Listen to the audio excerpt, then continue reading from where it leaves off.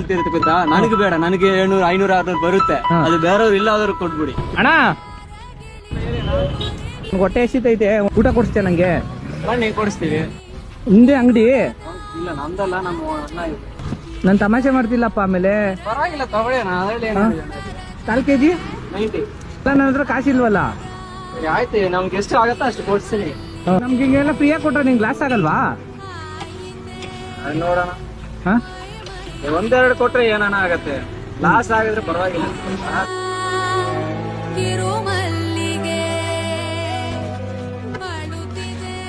ನನ್ಗ ಎಷ್ಟು ವ್ಯಾಪಾರ ಮಾಡ್ತೀರಾ ಡೈಲಿ? ಈಗ ಒಂದು 500 ಕಡಿಮೆನೂ ಬರ್ಬೋದು. ಅದ್ರಲ್ಲಿ ಈ ತರ ಎಲ್ಲ ಫ್ರೀಯಾಗೆಲ್ಲ ಕೊಟ್ಬಿಟ್ರೆ ನೀನು? ಈಗ ಬರ್ತಾರೆ, 2 ತಗೊಳ್ತಾರೆ, ಅದೆಲ್ಲ ಕೇಳಕ್ಕಾಗತ್ತಾ?